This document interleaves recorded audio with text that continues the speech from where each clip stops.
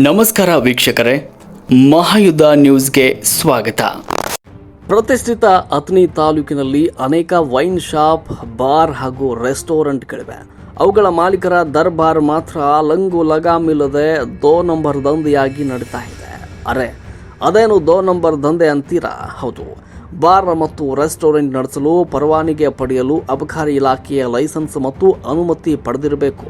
ಪಡೆದಂತಹ ಅನುಮತಿ ಯಾವ ಪ್ರಕಾರದಾಗಿದೆ ಅದಷ್ಟೇ ವ್ಯವಹಾರ ಮಾಡಬೇಕು. ಉದಾಹರಣೆಗೆ, ಅಬಕಾರಿ ಇಲಾಖೆಯಿಂದ CL9 ಲೈಸೆನ್ಸ್ ಪಡೆದಿದ್ರೆ ಅದು ಬಾರ್ ಮತ್ತು ರೆಸ್ಟೋರೆಂಟ್ಗೆ ಅನುಮತಿ ಇದ್ದಂತೆ. ಅಲ್ಲಿ ಕುಡಿದು ಊಟ ಮಾಡಬಹುದು. ಆದರೆ ಅಬಕಾರಿ ಇಲಾಖೆಯಿಂದ CL2 ಲೈಸೆನ್ಸ್ ಪಡೆದಿದ್ರೆ ಅದು ವೈನ್ ಶಾಪ್ಗೆ ಅಷ್ಟೇ ಅನುಮತಿ ಇದ್ದಂತೆ. ಅಲ್ಲಿ ಕುಡಿಯೋದಿಲ್ಲ, ಊಟ ಮಾಡಂಗಿಲ್ಲ, ಉಪಚಾರ ಮಾಡೋ ಹಾಗಿಲ್ಲ. ಇವೆಲ್ಲ ನಿಯಮಗಳನ್ನು ಸದ್ಯ ಅಥಣಿ ತಾಲೂಕಿನ ಎಲ್ಲ ವೈನ್ ಶಾಪ್, ಬಾರ್ ಮತ್ತು ರೆಸ್ಟೋರೆಂಟ್ನ ಮಾಲೀಕರು ಗಾಳಿಗೆ ತೂರಿ ತಮ್ಮದೇ ಆದ ದರ್ಬಾರ್ ನಡೆಸ್ತಿದ್ದಾರೆ. ಇಲ್ಲಿನ ಹಲವಾರು ಬಾರ್ಗಳ ಲೈಸೆನ್ಸ್ ವೈನ್ ಶಾಪ್ ಅಂತ ಪಡೆದಿದ್ರು ಅವರು ಅದನ್ನು ಬಾರ್ ಮತ್ತು ರೆಸ್ಟೋರೆಂಟ್ ಮಾಡಿಕೊಂಡಿದ್ದಾರೆ. ಅಬಕಾರಿ ಇಲಾಖೆಯಿಂದ CL2 ಲೈಸೆನ್ಸ್ ಹೊಂದಿರುವ ಆನಂದ್ ವೈನ್ ಶಾಪ್ CL2 ಅದರ ಬದಲಾಗಿ CL9 ತರಹ ಅನುಮತಿ ಇಲ್ಲದೆ ಇದ್ದರೂ ವೈನ್ ಶಾಪನ್ನೇ ಕಾವೇರಿ ಬಾರ್ ಆ್ಯಂಡ್ ರೆಸ್ಟೋರೆಂಟ್ ಮಾಡಿದ್ದಾರೆ. ಈ ಥರ ನಮ್ಮ ಗಮನಕ್ಕೆ ಬಾರದ ಅದೆಷ್ಟೋ ಬಾರ್ಗಳು ಅಥಣಿ ನಗರದಲ್ಲಿ ಕಳ್ಳದಾರಿಯನ್ನು ಅನುಸರಿಸಿ ಅಮಾಯಕ ಜನರಿಂದ ಸುಲಿಗೆ ಹಣ ಮಾಡ್ತಿದ್ದಾರೆ.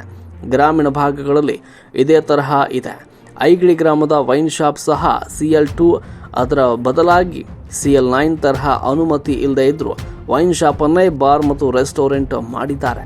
ಇನ್ನಿದನ್ನು ಪರಿಶೀಲನೆಗೆ ಅಂತ ಅಧಿಕಾರಿಗಳು ಬಂದಾಗ ತಾವೇ ದೊಡ್ಡ ಸಾಚಾಗಳು ಅಂತ ಬಾರ್ ಮತ್ತು ವೈನ್ ಶಾಪ್ ಮಾಲೀಕರು ಅವತ್ತೊಂದು ದಿನ ಸಾಚಾ ಆಗಿದ್ದು ಮತ್ತೆ ಅವರದೇ ಕಾರಬಾರನ್ನು ನಡೆಸ್ತಾರೆ.